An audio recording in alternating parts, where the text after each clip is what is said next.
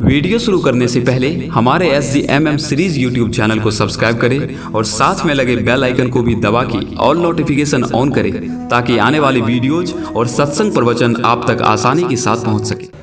बोलिए प्रेम से श्री सद्गुरु महाराज की श्री सद्गुरु महाराज की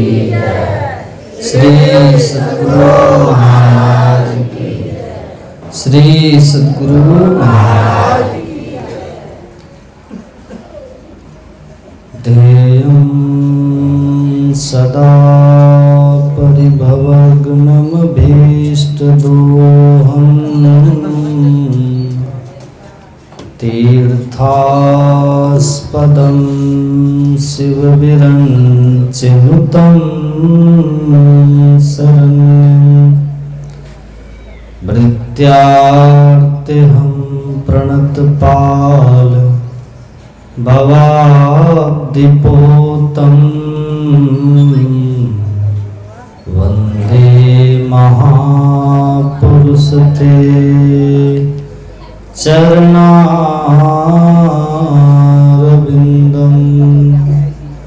गौराङ्गं रसमयं नित्यं रसाचार्यं रसोत्सुकं श्रीराम हर्षन् देवाख्यं सद्गुरुं प्रणमाम्यहम् अखण्डानन्दबोधाय शिष्यसन्तापहारिणे सच्चिदानन्दरूपाय रामाय गुरुवे नमः। बोलिए प्रेम से श्री सद्गुरु महाराज की। मंचासीन अर्चनीय वंदनीय मधुमंगल में साधु समाज के पाद पद्मों में नमन। उपस्थित सप्ताह ध्यान साधना शिविर में आज चौथा दिन पांचवा दिन है। पांचवें दिन के दूसरी पारी के सत्संग में हम लोग बैठे और कल और परसों 2 दिन और बाकी है, तो जो है सब ठीक है। बोलिए प्रेम से श्री सद्गुरु महाराज की जय। भगवान श्री राम का चरित्र व्यक्ति और समाज के चरित्र को ठीक करने के लिए वास्तव में भगवान मनुष्य रूप लेकर आते हैं, मानव के रूप में लीला करते हैं। वो इसीलिए कि मानव एक सच्चा और अच्छा मानव बनना सीखे। मनुष्य का हमको शरीर मिल गया, इतने मात्र से हम मानव नहीं बन जाते। मानव का चोला पहन लेने मात्र से कोई मानव नहीं बनते। जब तक मानवता नहीं है, जब तक इंसानियत नहीं है, तब तक हम इंसान नहीं हैं। किसी के काम जो आए उसे इंसान कहते हैं, और पराया दर्द अपनाए उसे इंसान कहते हैं। ये भरने को तो दुनिया में पशु भी पेट भरते हैं, लेकिन पथिक जो बांट कर खाए उसे इंसान कहते हैं।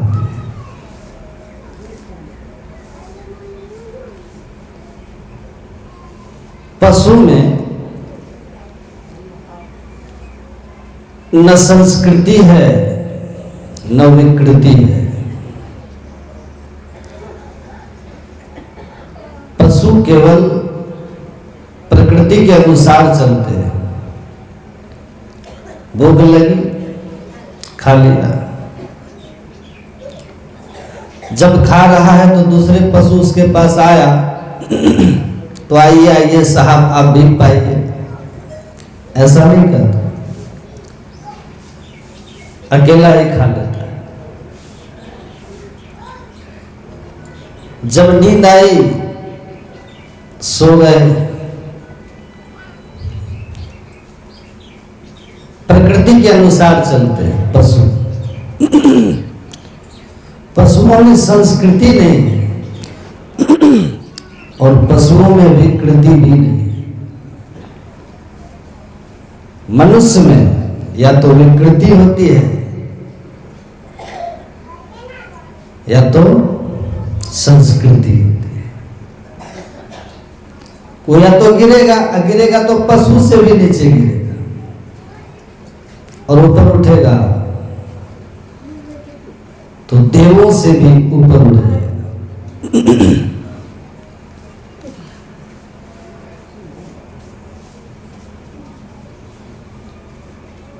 इसलिए मनुष्य यदि रोटी खा रहा है और उसके पास कोई भूखा आ जाए और मांगे तो वो आधी रोटी उसको दे देगा, खिला के खाएगा। ये संस्कृति है।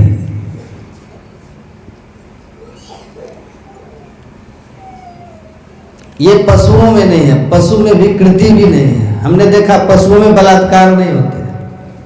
आपने देखा बलात्कार की विकृति केवल मनुष्य में, पशु में नहीं।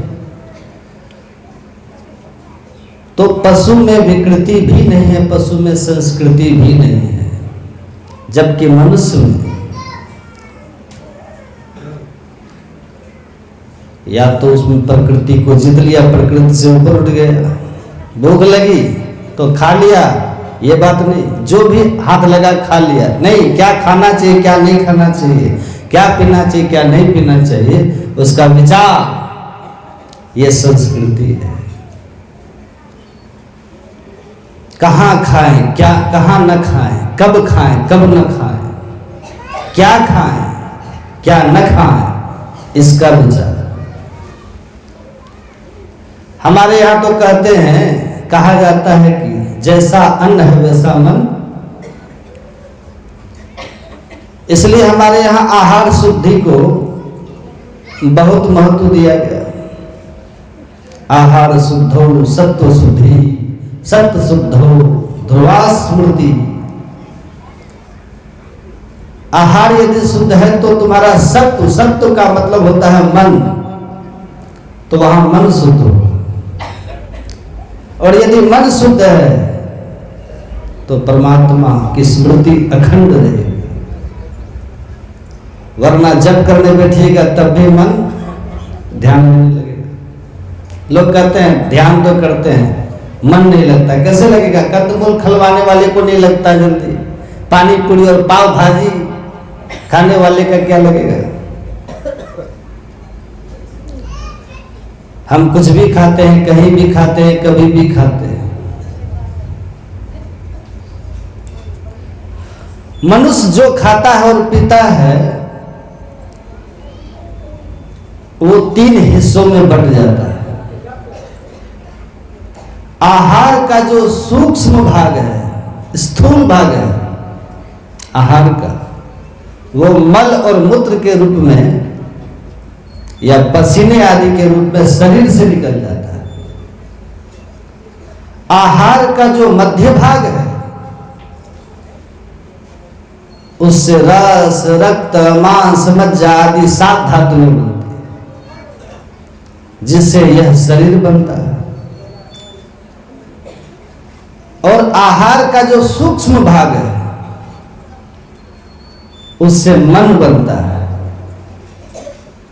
यानी वैसी भावना हो जाती है आदमी की।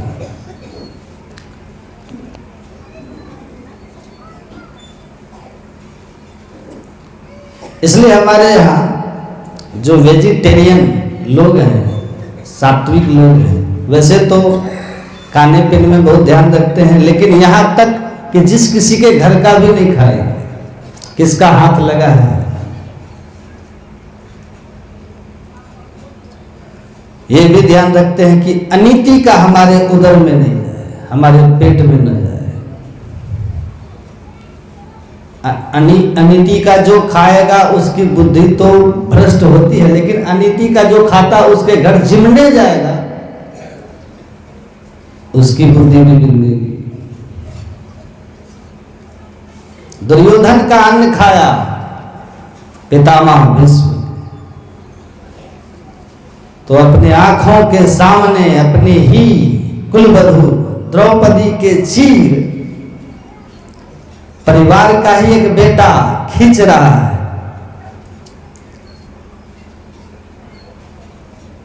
वो बेचारी चिल्ला रही, न्याय के लिए पुकार रही, लेकिन उस अन्याय का, उस अधर्म का प्रतिकार भीष्म नहीं कर सके। दुर्योधन का अन्न पेट में गया था।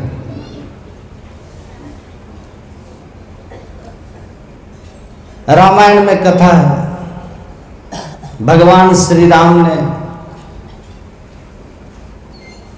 रावण को मारा, असुरों का उद्धार किया और लंका की राजगादी पर विभीषण का राज तिलक कर दिया। उसके बाद विभीषण भगवान की शरण में आते हैं, पूछते हैं प्रभु मेरे लिए क्या आज्ञा है। भगवान राम ने एक आज्ञा करी विभीषण को, ऐसा करो जितना धन रावण के खजाने में है सब विमान में भरो और आकाश से वृष्टि करो वानर और रीछ को। जिस सेना के माध्यम से हम लड़े हैं, हम इस युद्ध को जीते हैं, उनमें बांट दो। तो कहते हैं कि विभीषण ने पूरा धन जो रावण ने इकट्ठा किया था एक विमान में भरा और आसमान में जाकर के वृष्टि कर दिया। बानर रीछों को 18 पद्म बानर रीछों को ऊपर, उसके ऊपर वृष्टि होंगी, सब लोग ले गए। तो किसी ने भगवान राम से पूछा कि हीरे मोती जवाहरात स्वर्ण मुद्राएं, ये मूल्यवान आभूषण बंद और रीछ इसका क्या करेंगे? वो तो कपड़े भी पहने, नेकलेस पहनेंगे, मोतियों का हार पहने, बानर भालू को इसकी क्या आवश्यकता? आपने ये क्यों बंटवाया? भगवान राम ने कहा जिनमें बंटवाया गया है, जिनको दिया गया है, वो लोग क्या करेंगे? ये प्रश्न नहीं है महत्वपूर्ण। महत्वपूर्ण प्रश्न यह है कि यह धन विभीषण के पास नहीं रहना चाहिए, क्योंकि विभीषण मेरा भक्त है। रावण ने सब अनीति से इकट्ठा किया है, विभीषण यदि ये खाएगा तो उसकी बुद्धि भी भ्रष्ट हो जाएगी। मैं नहीं चाहता कि रावण अनीति से जो इकट्ठा किया है वो धन विभीषण खाएगा। और भगवान को हमेशा चिंता रहती है अपने भक्त की। कौन्तेय प्रति जाने ही नमे भक्तः प्रणश्यति, गीता में कहने वाले भगवान, मेरे भक्त की उसका पतन नहीं होता कभी। दूसरे प्राणी प्रकृति की जो व्यवस्था है उसका पालन करते हैं। जो वेजिटेरियन एनिमल्स हैं वो वेजिटेरियन फूड ही लेंगे, वही खाएंगे। जो नॉन वेजिटेरियन है वो उसी के अनुसार चलते हैं। शेर घास नहीं खाएगा, नॉन वेजिटेरियन वो शिकार करके खाएगा, लेकिन हिरण मांसाहार नहीं करेगा।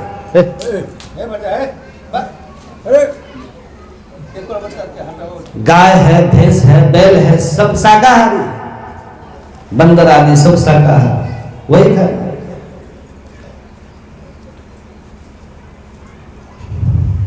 प्रकृति ने स्पष्ट रूप से vegetarian animals and non vegetarian animals बांटा है प्राणियों। और आप दोनों प्राणियों के बिहेवियर को देखिए तो स्पष्ट हो जाएगा कि जो जीभ से पानी पीने वाले प्राणी हैं वो तो वेजिटेरियन, नॉन वेजिटेरियन, और जो होठ से पानी पीते हैं वो वेजिटेरियन। गाय है, बैल है, भैंस है, हिरण है, सब देखिए होठ से पानी पीने वाले प्राणी, सब वेजिटेरियन एनिमल्स के कैटेगरी में आते हैं। और शेर है, कुत्ता है, चित्ता है, आदि आदि सब जीभ से पानी पीने वाले प्राणी वो नॉन वेजिटेरियन की कैटेगरी में आते हैं। अब मनुष्य को अपने आप से पूछना चाहिए कि वो जीभ से पानी पीता है कि होठ से पानी पीता है, ताकि पता चले कि by the law of nature वो किस कैटेगरी में है। पर स्पष्ट बात सामने आती है कि मनुष्य कुत्ते की तरह जीभ से पानी नहीं पीता, मनुष्य होठ से पानी पीता है। इसका मतलब यह है कि कुदरत ने उसको वेजिटेरियन एनिमल की कैटेगरी में रखा है। दूसरे सब एनिमल्स कुदरत का वो जो कानून है, वो जो नियम है, उसका पालन करते हैं। एक मनुष्य ही ऐसा है कि कुदरत के, प्रकृति के उस नियम का पालन नहीं करता। यही विकृति है, या तो संस्कृति है या तो विकृति है मनुष्य में। शेर को जब भूख लगेगी तभी मारेगा, शिकार करेगा और खाएगा, लेकिन आदमी तो शौक के कारण शिकार करता है, बेवजह प्राणियों को मारता है, ये विकृति है। शेर को भूख लगी इसलिए उसने प्राणियों का शिकार किया, मारकर खाया, यह शेर की प्रकृति है। लेकिन बेवजह किसी को मारना, अपने शौक के कारण किसी को मारना, यह तो मनुष्य की विकृति है। जो किसी को जीवन दे नहीं सकता, उसको किसी का जीवन छीनने का अधिकार क्या है? तो योग है, आहार की शुद्धि है, ये शरीर की स्वास्थ्य के लिए, मन की पवित्रता के लिए बहुत आवश्यक है। और शरीर स्वस्थ है, पहला सुख निरोगी काया। नहीं तो लाखों करोड़ रुपए होंगे, बहुत पैसा होगा, कोई मिलियन ट्रिलियन है, शरीर ठीक नहीं तो सब सुख बेकार, सारे भोग उसके लिए बेकार। पहला सुख है शरीर का स्वास्थ्य, और दूसरे मन की प्रसन्नता। मन शुद्ध होगा तो मन प्रसन्न रहेगा, मन आनंद में रहेगा, जीवन में शांति होगी, और वही सच्चा सुख। वरना महलों में रह करके देखिए आंसू बहाइएगा, देखिए। इसलिए भारतीय परंपरा में ऋषियों ने जो बातें कही है, जीवन को स्वस्थ, सुखी और आनंदमय बनाए रखने के लिए बहुत आवश्यक है। इन बातों को समझें और जीवन में लाएं। मानव शरीर शाकाहार के लिए बना है। यह शरीर मंदिर है, देव देवालय प्रभुतः, शरीर मंदिर है, सिर शिखर है, शिखा ध्वजा है। इस भाव से हिंदू में चोटी रखते। ये चोटी रखने का जो रिवाज है, ये शिखा रखने का जो रिवाज है, वो ध्वजा के भाव से। ये चलता फिरता मंदिर है मनुष्य शरीर, हृदय गर्भगृह है, और इसमें भगवान विराजते हैं। ईश्वरः सर्वभूतानां हृदय से अर्जुन तिष्ठति। देह रूपी मंदिर का मस्तक जो है वो शिखर है, और शिखा ध्वजा है। ये मंदिर है, लिविंग टेम्पल ऑफ गॉड। उस मंदिर की कितनी पवित्रता और मर्यादा का पालन करते हो। मंदिर में no smoking, smoking not allowed, no non veg है। मंदिर है, इट्स हॉली टेम्पल, और हमको मेंटेन करना होता है उसकी पवित्रता को। तो हम वहाँ स्मोकिंग नहीं करते, नॉन वेज नहीं, अल्कोहल नहीं। अब मानव का बना हुआ मंदिर है, हम लोगों ने बनाया उसे, मानवों के द्वारा वो निर्मित है मंदिर, और उस मंदिर की पवित्रता का पालन करते हो। लेकिन ये तो भगवान के द्वारा बनाया हुआ मंदिर है, और इस मंदिर की पवित्रता का कोई भान नहीं, कोई ख्याल नहीं। इसमें सब कुछ आओ। मानव निर्मित मंदिर की इतनी मर्यादा रखते हो, इतनी इज्जत करते हो, ये तो ईश्वर के द्वारा मंदिर है। इसकी पवित्रता का भी ध्यान रखिए। तो चरित्र शुद्ध हो मनुष्य का और चरित्र ठीक हो, इसलिए श्री राम का चरित्र मानव समाज के चरित्र को ठीक करने के लिए, इसलिए इसका नाम है रामचरितमानस। कर्म भी एक हो, परमात्मा की सेवा, भक्ति। बाल्यावस्था में भजन किया प्रहलाद ने, ध्रुव ने, परमाराध्य सद्गुरु महाराज ने, इन्हें परमेश्वर की प्राप्ति हुई। युवावस्था में भजन करो, रामायण में भरत जी को देखो, सुतीक्ष्ण जी को देखो, ये युवान है और संत है। संतत्व और यौवन का मिलन बड़ा अद्भुत है। युवा स्यात् साधु युवाध्यायकः आशिष्टो दृढ़िष्ठो बलिष्ठः। युवक साधु यानी सच्चरित्र बने। युवान साधु सच्चरित्र नहीं बनेगा तो भारत जैसे देश में बलात्कार होते हैं। जिस देश में हम अतिथि देवो भव की भावना रखते हैं, वहां विदेश से आई हुई महिलाओं पर बलात्कार होते हैं। ये कैसी विकृति है? और ये विकृति क्यों आई? हमारी शिक्षा व्यवस्था बिगड़ गई, हमारी सामाजिक हमारा वो परिवेश बदल गया, परिवार का वातावरण बिगड़ गया,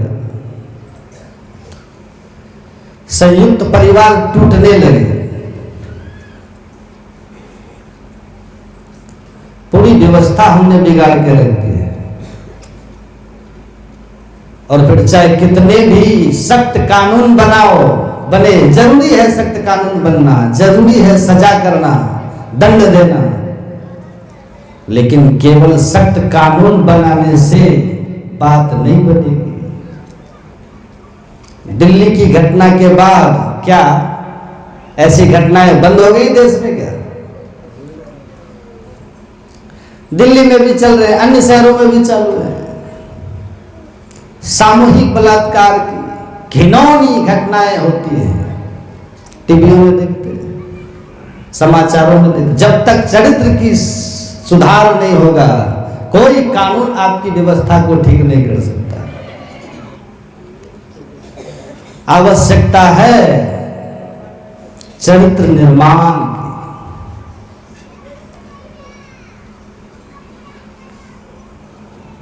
व्यक्ति को संस्कार से समृद्ध बनाने वाली 4 संस्कार पीठ है हमारे यहाँ। सुन लीजिए ध्यान से।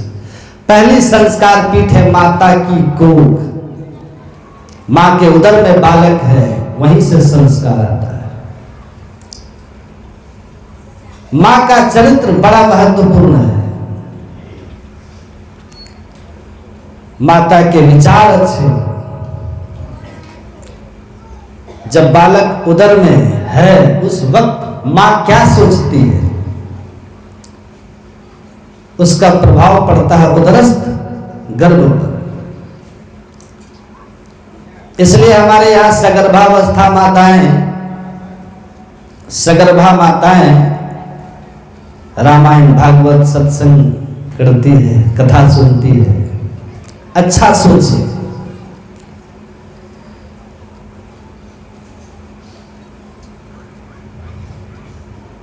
प्रहलाद माता के गर्भ में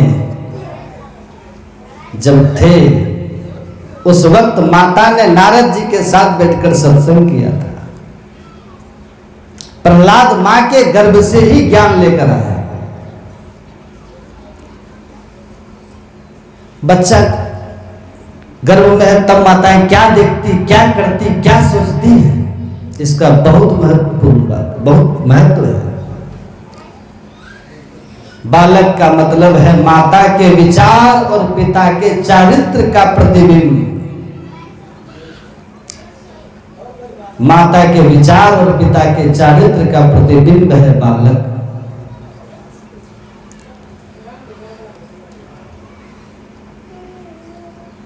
यहां गर्भ से ही संस्कार में गड़बड़ी हो जाती। पहली संस्कार पीठ माता की कोख, पहली गुरु भी माता ही है। दूसरी संस्कार पीठ पिता का कुल, परिवार से संस्कार आते हैं बच्चों। परिवार का वातावरण कैसा है? आज हम लोग परिवार का वातावरण बिगाड़ के रखे, छोटे बड़ों का आदर नहीं करते, बड़ों में उदारता का अभाव है और भेद करते हैं।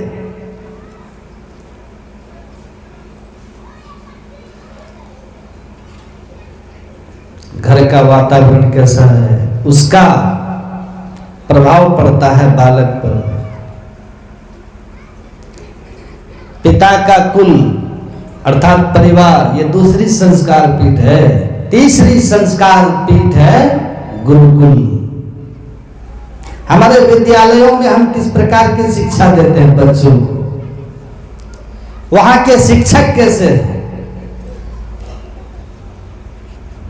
अब खुद शिक्षक बिगड़े लोग, वो भी गुरु की भावना से ना पढ़ाए, बस नौकरी कर रहा है शिक्षक की। जब तक पढ़ाने वाले गुरु थे इस देश में गुरु पैदा हो रहे थे, जब से पढ़ाने वाले नौकर हो गए तब से नौकर ही पैदा हो रहा है, कोई गुरु पैदा नहीं हो रहा है। पढ़ाने वालों की नौकरी की मानसिकता, नौकर की मानसिकता। क्या कर रहे हो भैया? बोले मैं शिक्षक की नौकरी कर रहा हूं। शिक्षक नौकर नहीं होता।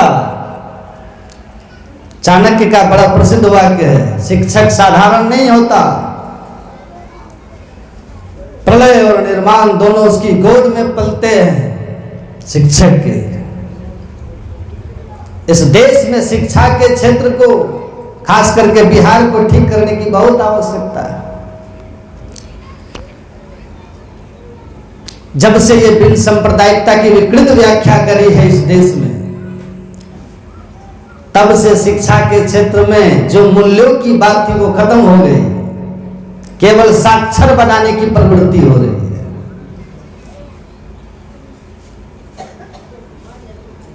और हमारे संस्कृत में कहते हैं कि साक्षरा विप्रता राक्षसा भवन्ति। साक्षरा पढ़े लिखे लोग, साक्षरा उल्टा पढ़ो, साक्षरा राक्षसा। ये पढ़े लिखे जब उल्टा चलते हैं, कानून से उल्टा चलते हैं, समाज से उल्टा चलते हैं, धर्म से उल्टा चलते हैं, वही राक्षस बन जाते हैं। पढ़ा लिखा और जो पढ़े लिखे लोग और पैसे वाले लोग गलत काम करते हैं, तब ज्यादा धक्का लगता है। नहीं, शिक्षा हमारी कैसी होनी चाहिए?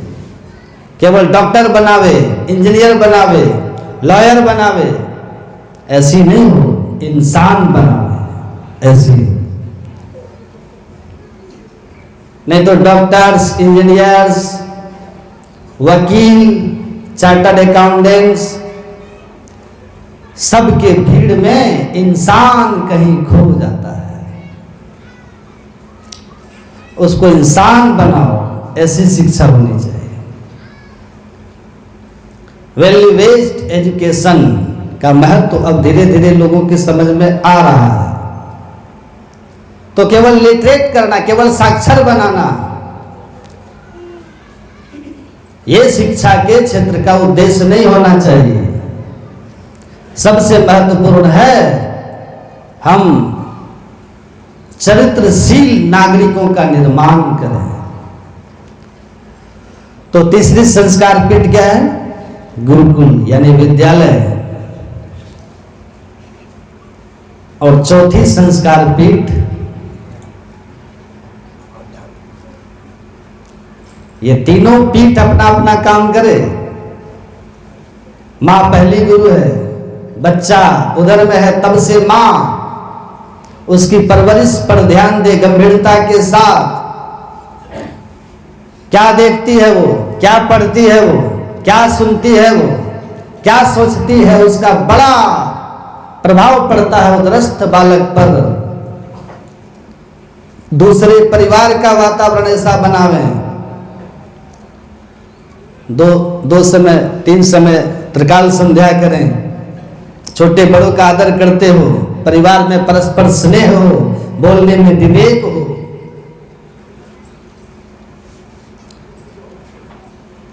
राम लक्ष्मण भरत शत्रुघ्न रोज सुबह उठ करके प्रातः काल उठ के रघुनाथा, मातु पिता गुरु ना वही माथा, आयसु मांगी करे पुर काजा।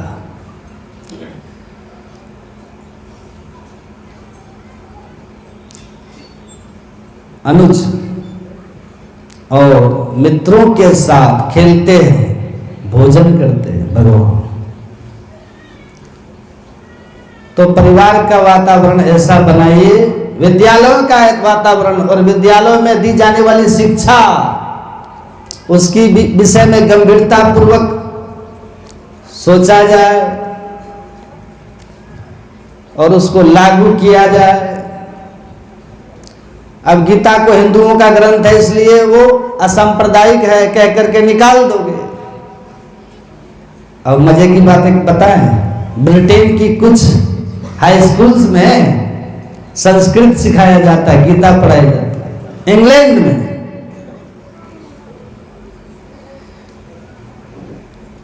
और हमारे यहां निकाल दिया गया, क्यों? हम एक बिन सांप्रदायिक कंट्री, सेकुलरिज्म कितनी विकृत व्याख्या हुई है। धर्म को जैसे बिल्कुल निकाल दिया गया। हमारे यहाँ सेकुलरिज्म का मतलब धर्म रहित शासन व्यवस्था ऐसा नहीं है, जिसमें सर्वधर्म समभाव हो, ऐसी शासन व्यवस्था। सरकार में, शासन में सर्वधर्म समभाव की बात हो और प्रजा में सर्वधर्म सद्भाव की बात हो। प्रजा में सर्वधर्म समभाव नहीं हो सकता, लेकिन सद्भाव हो सकता है। एक हिंदू को अपने धर्म के प्रति जैसा भाव है वैसा अन्य के प्रति नहीं हो सकता, समान भाव नहीं हो सकता, लेकिन सद्भाव हो सकता है। एक मुसलमान अपने धर्म के प्रति अनन्य भाव से समर्पित होगा, कोई स्वाभाविक है, उसमें कोई बुराई भी नहीं है, लेकिन अपने धर्म के प्रति आस्था दूसरे धर्म के प्रति अनादर में बदल जाए तो वो आस्था में भी विकृति है कि नहीं? मैं सबकी मां का आदर करूंगा लेकिन अपनी मां की पूजा करूंगा, सीधी बात है। लेकिन मैं अपनी मां की पूजा करता हूं, इसका मतलब औरों की माता का अनादर करना ये नहीं। यदि मैं औरों की माता का अनादर करता हूं और अपमान करता हूं तो मेरी मां को गाली पड़ती है, क्योंकि मेरी मां ने मुझे सही संस्कार नहीं दिया। बस इसी तरह मैं दूसरे धर्मों का अनादर करता हूं तो मैं अपने धर्म को गाली दे रहा हूं, क्योंकि मेरे धर्म ने मुझे ठीक शिक्षा नहीं दी।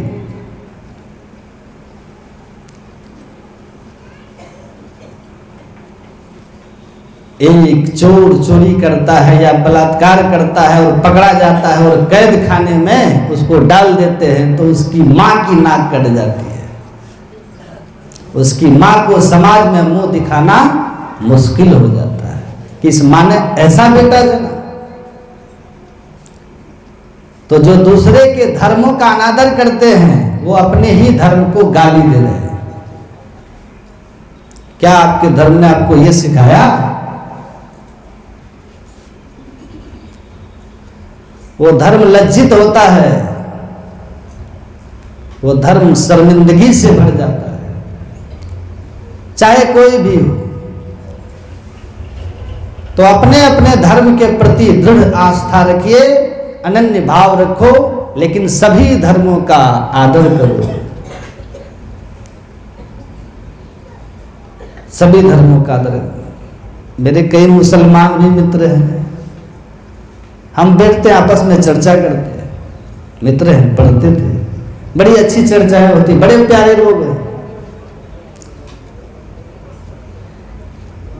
लोग धर्म के नाम से बहक जाते हैं और कई लोग धर्म के नाम पर बहकाते भी हैं, अपने स्वार्थ की रोटियां सेकने के लिए। धर्म बहकने के लिए नहीं है, धर्म महकने के लिए होता है। जो आपको महका दे वो धर्म है। धर्म से बहकना थोड़ी होता है। तुम्हें बेहोश कर दे वो धर्म नहीं, तुम्हें सचमुच होश में ला दे वह धर्म। बेहोश करने वाला धर्म तो एक नशा है, इसलिए कार्ल मार्क्स ने धर्म को अफीम का नशा बताया। ये बेहोश करने वाला धर्म, और बेहोश तो हमने किया है मोह ने, काम ने, क्रोध ने, लोभ ने। धर्म तो होश में लाता है, हमें जागृत कर दे, वो धर्म है। तो प्रजा में सर्वधर्म संभाव हो, राजा में सर्वधर्म जो सरकार है तो सर्वधर्म संभाव। लेकिन धर्म रहित शासन व्यवस्था, ऐसा सेकुलरिज्म का अर्थ नहीं हो सकता।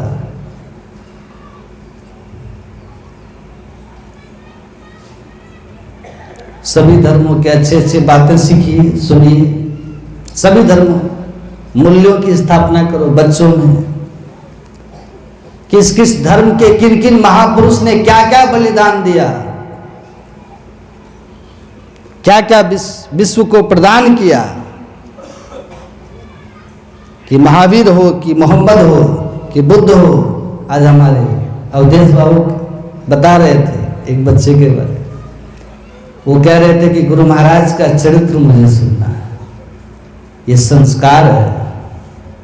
गुरु महाराज के प्रति उनकी आस्था जग रही है, उनको गुरु महाराज का चरित्र सुनना है। वो नानक देव हो, गुरु महाराज हो, जीसस क्राइस्ट हो, भगवान राम, भगवान कृष्ण, हमारे तो इतने अवतार हैं हिंदू परंपरा। उनके चरित्र सिखाए जाए, सुनाए जाए, संतों के चरित्र सुनाए जाए। सभी धर्म के जो महान संत हैं उनके बारे में सिखाया जाए। लोग कहते हैं बच्चों को कोई साधु संत थोड़ी करना है, कहते हैं अरे इंजीनियर बनाओ, डॉक्टर बनाओ, लेकिन साधु चरित्र हो ये जरूरी है, नहीं तो फिर गलत करेगा।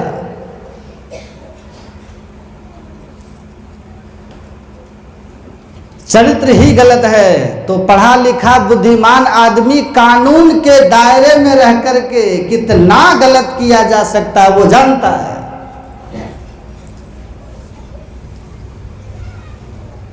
इसलिए केवल कानून से बात नहीं बन सकती, व्यवस्था बदलते रहिएगा, उससे बात नहीं बननी है। लोगों के चरित्र को बदलो, ये बहुत जरूरी है। उसके लिए संतों का ज्ञान सुनाओ, संतों का चरित्र सुनाओ। तो पहली संस्कार पीठ माता की कोख, दूसरी संस्कार पीठ पिता का कुल यानी परिवार, तीसरी संस्कार पीठ गुरुकुल और विद्यालय, स्कूल, कॉलेज, वहाँ की शिक्षा और शिक्षा नीति ठीक हो। और फिर जो बात बाकी बच जाए तो उसको अंतिम फाइनल टच देने के लिए एक चौथी संस्कार पीठ है और उसका नाम है व्यासपीठ, अध्यात्म पीठ। व्यासपीठ से मतलब है धर्म पीठ। हमारे देश के साधु संत, धर्म परंपरा के लोग वो ठीक हो, ये क्या है? कथा, सत्संग, मास एजुकेशन का माध्यम है। यहाँ शिक्षा ही दी जा रही है, नहीं दी जा रही, शिक्षा दी जा रही है। तो धर्म जगत के लोग भी ठीक हो।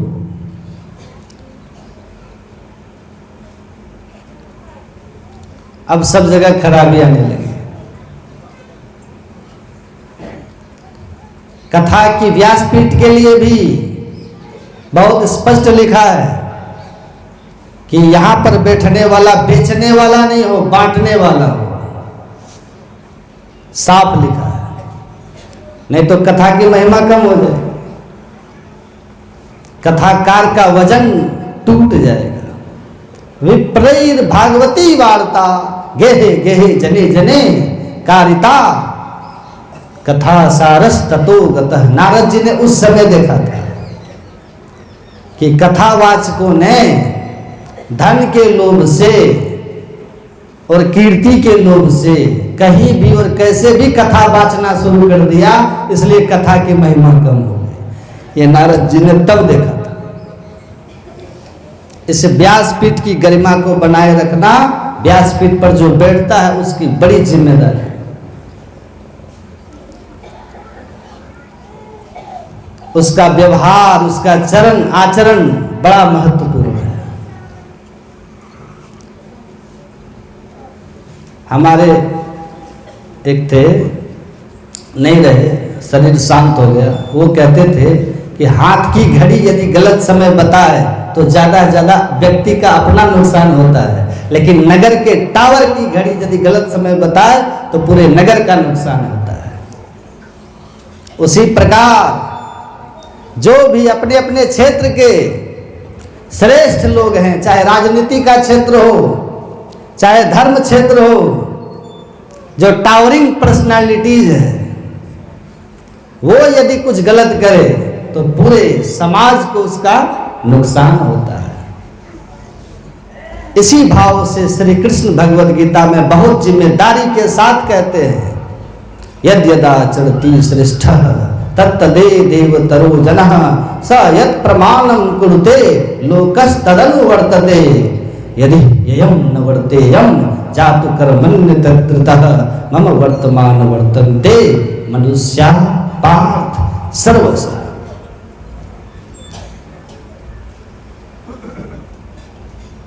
श्रेष्ठ लोग, बड़े लोग, अपने अपने क्षेत्र के जो मुखिया हैं, घर के जो मुखिया हैं, वे लोग जैसा करते हैं दूसरे लोग उनका अनुसरण करते हैं, अनुकरण करते हैं। इसलिए वो लोग कुछ गलती करे तो पूरे समाज का नुकसान खतरा होता है। होता है कि नहीं? टावर की घड़ी यदि गलत समय बताए बहुत लोगों का नुकसान होता है। तो चौथी संस्कार पीठ व्यासपीठ।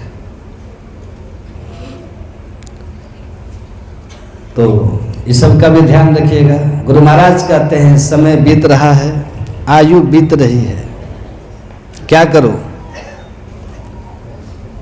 भगवान कहते हैं मेरी पहली भक्ति का आरंभ कहाँ से होता है? भक्ति जो शुरू कीजिएगा या किए हैं, कहाँ से शुरू करेंगे? पहली भक्ति कहाँ से आरंभ होगी? पहली भक्ति शुरू जो करेंगे, मकान बनाते हैं तो सबसे पहला काम क्या करते हैं? उसकी नींव डालते हैं। एक सज्जन के यहाँ नींव डाले हम, तब इधर आए, नींव डालते हैं। अब भक्ति आरंभ किए कहाँ से करेंगे? केला से, पेड़ा से, मिश्री से, कौन सी से? अक्षत से।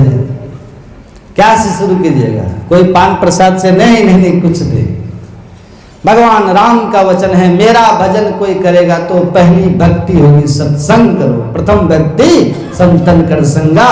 मेरी पहली भक्ति है सत्संग। जो सत्संग करेंगे, भगवान की पहली भक्ति हम लोग कर रहे हैं, यहीं से भक्ति का आरंभ होता है। प्रथम भगति संतन कर संगा, दूसरी रति मम कथा प्रसंगा। दूसरी भक्ति क्या है? आए हैं जरूर, कथा में अगर प्रेम नहीं कीजिएगा, बढ़िया से नहीं सुनिएगा, अभी तो जितनी दूर तक मेरी दृष्टि जा रही है सब जगह मैं देख रहा हूँ बैठे लोगों को, खड़े भी हैं, माताएं पुरुष सबको देख रहा हूँ, बहुत शांत भाव से श्रद्धापूर्ण भाव से सत्संग वचन को श्रवण कर रहे हैं, मैं देख रहा हूँ। यही है, सत्संग स्थल में पहुंचे, अम्मा इधर उधर दौड़ रहा है, सत्संग नहीं हुआ। प्रथम भक्ति, दूसरी रति मम, मेरी कथा जो हो रही है उसमें रति प्रेम की, दूसरी रति मम कथा प्रसन्न, गुरुपद पंकज सेवा, तीसरी भक्ति है गुरु कीजिए, उनकी सेवा कीजिए, अहंकार छोड़ के कपट छोड़ के सेवा कीजिए। चौथी भक्ति कहते हैं भगवान मेरे गुण समूह का गान कीजिए, जो प्रवचन हो रहा है इस भगवान का गुणगान लोगों को जाकर के सुनाइए, लेकिन शर्त है कपट छोड़ के, कपट नहीं रहे। चौथी भक्ति मम गुणगन करे कपट तजी गान, मेरे गुण समूह का गान किए, कपट नहीं, कपट बहुत खतरनाक है। मुंह मीठो, मुंह में मीठा है, भीतर में मुंह से नीचे कपट है, जाल बिछा। भगवान सब देखते हैं, अंदर में जाल है, मुंह से मिठाई, मीठ मीठ बोटी, बहुत खतरनाक। पलटू में रोवन लगा, देख जगत की रीत, जहां देखो तहां कपट है, कासों कीजिए प्रीत। मुंह मीठो भीतर कपट, कहां न मेरो बास, काहू से न दिल मिले पलटू फिरे उदास, मेरे गुण का गान। चौथी भक्ति। पांचवी भक्ति क्या है? जो दीक्षा ली है, जो गुरु ने मंत्र बताया है, वो मंत्र साधारण नहीं। दीक्षा देने के समय मैं लोगों को सुनाता हूं कि जो मंत्र है 2.5 अक्षर का, मंत्र को सिद्ध करती है।